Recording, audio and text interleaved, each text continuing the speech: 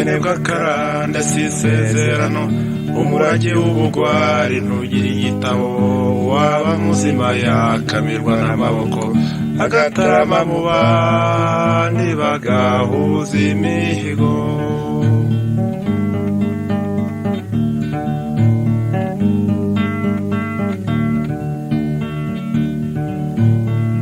Duture dutunge neza dutere imbere, dutekereze imishinga yaremye igihugu, dukira ibigwarwa rwose tuba inziramuze, kuko kijyambere igomba gutsinda ikinegu.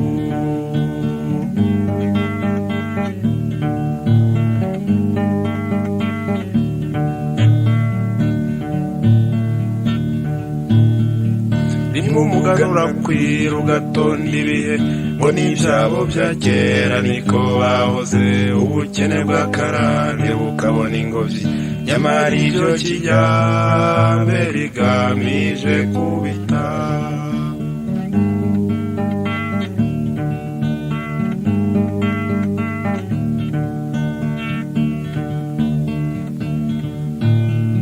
Ngo nabana se yarazi kubumba inkono, akamenya no gutunda akagira ibirago, akenga amayoga meza akagira ibigega, nawe uwo yibarutse yanywanye n'ubunebwe.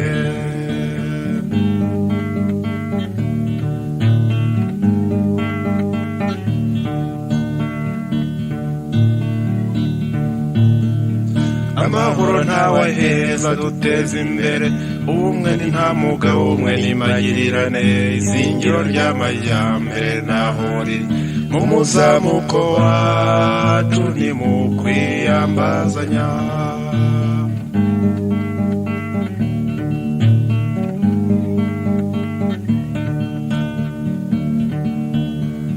Ukunda isuka yafumbira birabyibushya, maze wunguka itungo bwa kikarigita, n'abaturage ntibagusuzugure, urashaka urugo burya haba n'abakozi.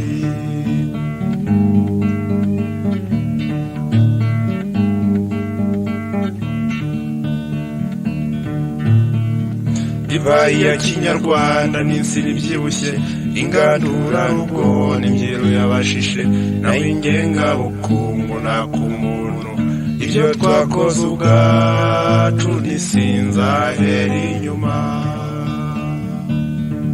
Ibyo byose ni kijyambere, ibyo byose ni kijyambere.